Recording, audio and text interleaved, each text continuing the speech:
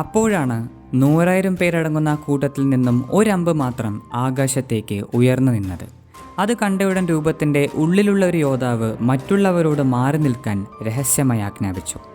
അപ്പോൾ സിംഹരൂപം വായ തുറക്കുന്ന പോലെ അതിൻ്റെ ഉള്ളിലുള്ള സൈനികർ 2 ദിശയിലേക്ക് മാറി നിന്നു. പുകയുടെ മറയിൽ അമ്പുകൾ വരുന്ന ദിശയിലേക്ക് ഏതോ ഒരു യോദ്ധാവ് ആക്രമിക്കാൻ തയ്യാറാവുന്നു. ആ അമ്പിൻ്റെ അറ്റത്ത് മന്ത്രത്താൽ ഉണർന്ന ഒരു നീല വെളിച്ചവും കാണാം. ഒട്ടും വൈകാതെ തൻ്റെ കൂട്ടത്തിലേക്ക് കുതിച്ചു പായുന്ന അമ്പുകൾക്ക് നേരെ ആ യോദ്ധാവിൻ്റെ അമ്പും പാഞ്ഞെടുത്തു. ശേഷം നടന്നത് ഒരു മായാജാലമാണെന്ന് തന്നെ പറയാം. നശിപ്പിക്കാൻ കുതിച്ചു വന്ന അമ്പുകൾ ആ നീല വെളിച്ചമുള്ള അമ്പിൻ്റെ പിന്നാലെ ദിശ മാറിപ്പോകുന്നു അനുസരണയോടെ. അത് ആകാശത്തിലേക്ക് ഉയർന്നു പൊങ്ങിയപ്പോൾ അതിന് പിന്നാലെ യോഗികളുടെ ദിവ്യാസ്ത്രങ്ങളും കുതിച്ചു. ഈ കാഴ്ച കണ്ടു നിന്ന യോഗികൾ അവരുടെ വില്ലുകൾ താഴ്ത്തി അഭിമാനത്തോടെ പുഞ്ചിരിച്ചു. അമ്പുകൾ എയ്തത് യോഗാചാര്യന്മാരായതുകൊണ്ട് അതിനെ അപമാനിക്കാൻ ആ യോദ്ധാവ് തയ്യാറായില്ല. പകരം അസ്ത്രങ്ങളെ ആകർഷിച്ച് ദൂരെ കൊണ്ടുപോയി ഒരു വലിയ പ്രകാശമായി പരിവർത്തനം നടത്തി. ഈ കാഴ്ച കണ്ടപ്പോൾ ആഗ്നേയത്തിലെ എല്ലാവർക്കും ഉറപ്പായി കറുത്ത വസ്ത്രമണിഞ്ഞ് വന്നത് അവരുടെ സ്വന്തം യോദ്ധാക്കൾ തന്നെയാണെന്ന്.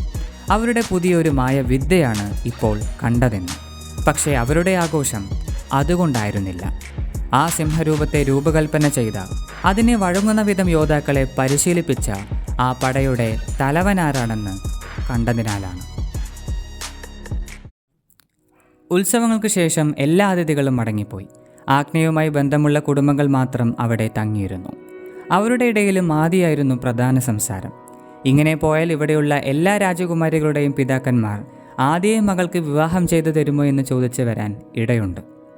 ഉത്സവം കഴിഞ്ഞ ശേഷം ആദി ചെന്നത് രാവിലെ സ്നാനം ചെയ്ത അതേ കുളത്തിലേക്കാണ്. പൗർണമി ദിവസങ്ങളിൽ മിക്കപ്പോഴും അവൻ ഇവിടെ തന്നെ ആയിരിക്കും. അതുകൊണ്ട് ഭടന്മാരെ കൂടെ ചെല്ലാൻ അവൻ സമ്മതിക്കാറുമില്ല. ആ തണുത്ത വെള്ളത്തിൽ അവൻ ആകാശം നോക്കി കിടക്കും. ഏതാനും നിമിഷങ്ങൾ കടന്നാൽ യോഗവിദ്യകൾ അഭ്യസിക്കുന്നതിൽ നിന്നും മാതാ ലളിതാംബിക ദേവി വിലക്കിയ ആദി ആഴ്ന്ന ധ്യാനത്തിൽ പരിസരം മറന്ന് ലയിക്കും. ഏതാനും മണിക്കൂറുകൾക്ക് ശേഷം ഇത് അവസാനിപ്പിച്ച് തിരികെ കൊട്ടാരത്തിലേക്ക് പോകും. ഈ യാത്രയിൽ അപ്രതീക്ഷിതമായി ഒരു ശക്തിയേറിയ തരിപ്പ് അവൻ്റെ നെഞ്ചിൻ്റെ നടുവിലായി അനുഭവപ്പെട്ടു. അവന് വർഷങ്ങളായി പരിചയമുള്ള ഒരു ദിവ്യാനുഭവം. അവനിൽ നിന്നും എത്രയോ ദൂരത്ത് സ്ഥിതി ചെയ്യുന്ന വടക്കിലെ അതിശക്തരായ താന്ത്രിക യോഗിനികളുടെ പ്രദേശം, അന്നപൂർണയുടെ ജന്മദേശം.